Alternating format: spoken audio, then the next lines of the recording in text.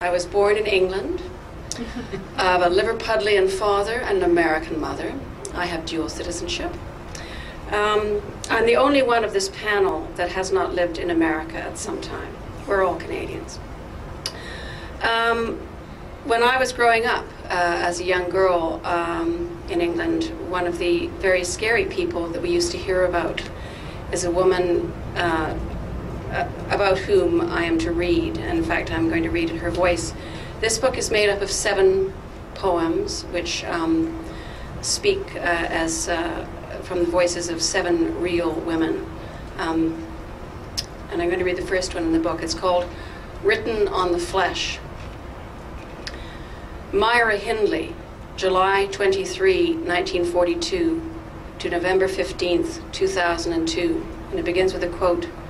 Mass Murder is a novel written on the flesh. Ian Brady, 1938 to the present. This is what it was, Ian's hands. He could make me laugh, and what else? That first night he took me to the pictures. All those people at Nuremberg cheering, better than a football match. His nails were clean, and he read books. We met at Christmas time, an office party at Millwards. As a girl, I used to write a lot of stories, laughed and sang, made up jokes, was bad at needlework, couldn't bear domestic science. Loved the mouth organ, played it for Maureen. Mums liked me. I was a good babysitter. Was a Catholic, took communion. After that boy drowned, I cried and prayed and prayed. God is a disease, a plague, a weight round a man's neck, said Desaad. Oh, God, yes, said David, who was there, while his wife Maureen sat home with Mum. What's all the noise about? Gran asked. It's just the dogs, I said. The books we read, The Pleasures of the Torture Chamber, Kiss of the Whip, Heinrich Himmler, The Anti-Sex, Desaad. On the weekends, we'd picnic, take the dog, take the pictures. Ian would write it up. Cradle of Erotica, Sexual Anomalies and Perversions, The Mark of the Swastika. We studied German. Ian looks a bit like Goebbels.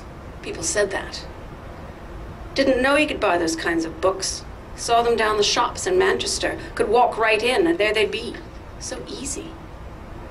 I was good. Worked hard. Shorthand, typing, dressed well, pulling up my stockings with my long white hands. See this one, taken in the garden. I like the black and whites. Made my hair peroxide blonde, only proper, like Irma Grease. I'd look at her picture and think about her. Schnell, she said, hurry, to her hangman. At Bergen-Belsen, she'd stand there in her hard boots, cellophane whip. She ate up every minute of it. The sound her dogs made when she let them at it. I can see that in her face, pure joy. We talked so much, we made it happen. Pauline was July. She was 16. I was 21. Ian and I lived with Gran. We'd go to work, come home, have tea, listen to the tapes. See this one of me with a dog? I'm looking down at John, 12, dead and buried underground. Then Keith, 12. Then Leslie Ann, 10. No, I didn't have anything to do with it. I stood at the window and he killed her, though he said I did it, with my bare hands, her screaming in her socks and shoes, please, Mummy, please. We played Ray Conniff's Little Drummer Boy. It made the jury weep to hear it. Ian was busy with the mints. Wherever he has been, I have been too. At my funeral, I want Mum, my nephew, I want David. He's seen things. Stood in the sitting room and thought Ian danced with a rag doll. There was blood on my shoes. I stood at the window. Gran said, what's all the noise about? She slept on the floor elsewhere that night because we didn't want her there asking stupid questions. 14 blows to the head with a fireplace axe. You fucking dirty bastard, Ian said. God, it was a mess. Brain porridge, bone bits and the blood. God, it was everywhere. We laughed. The look on his face. And David barfed. He couldn't sleep, he puked so hard. Maureen said, "Call the coppers." They went down the call box. Little git, Maureen married a boy. When Maureen was born, I went to live with Gran. A back-to-back it was. Smelled like grease, the ticking on and off of electric fires, dust, stupid radio all day. Maureen lived with Mum. David was 15 and had his troubles, but she married him. What else was there to do? By then it was Ian, me, Gran. Ian talked so much, David called it rubbish. Sometimes he did. Maureen said she was afraid. No, not Ian, it was David was the handful. She had a baby after we were put away. Her stomach swelling up, putting on those little clothes, button nose and eyes like currants. They wrote about my voice. No, that's how I spoke denial. What does Cambridge know of Crumpsall? My harsh voice threatened, they wrote. Snot running down the mouth of Leslie Ann. She shouldn't have been out that time of night. No, no, no. But I said I was cruel. Did the stylist in the remand chat with me as she combed out my stiff hair? They said I used bad language, filthy niggers, dirty coloreds. Yes, I would talk that language. I could do all that. They had no bloody idea what I could do. Look at me here. Do I look like me? This is me. I have soft eyes. So many fell in love with me. Janie Jones, Nina Wilde, sharp mind and great wit. That was me. You know, Longford did. Astor paid my way. I mean, why else? Someone took me walking in Hyde Park. Lovely it was, the grass and everything. Call her Jane Doe. And then there was Jane Doe and Jane Doe.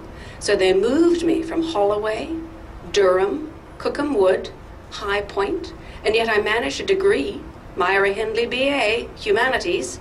Thank you, Open University. Thank you, everyone. They only knew 3 at first, John, Leslie Ann, Edward, but 2 more were done, Pauline, Keith. And let me tell you this, there was certainly 1 more, Ann West. It was necessary that she hear it, 16 minutes, 21 seconds, that she say it. Yes, the voice is that of Leslie Ann, my child. Ativan, tabazepam, triazolam, quazepam, Valium, meprobamet. Her girl would come to her in dreams. She tried all kinds of hocus pocus, mediums, the lot. Said if she had a chance, she'd kill me with her own bare hands. The cancer rotted out her liver first. Marcus Harvey made a painting, the way they make those dots look like a picnic by the sea. He made a painting of my Irma face. He made it out of handprints of a child. I was 57 then. They threw things at the painting of my face, their loathing.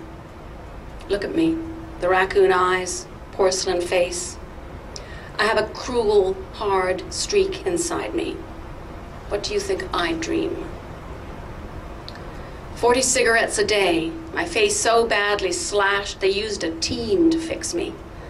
Now look at me. Heavy eyebrows, more than a hint of mustache, flat brown hair. You'd pass me in the street and never know. Cerebral aneurysm, depression, osteoporosis. A good Catholic woman, my priest said. That made me laugh. And I spent hours in prayer. To talk of Ian, I am drenched in rage. Heart attack. And the first crematorium wouldn't take me. In Cambridge crematorium, I lay like radioactive waste with an afterlife. And they burned me, and they put me in the ground. Became a better person after all. Thank you.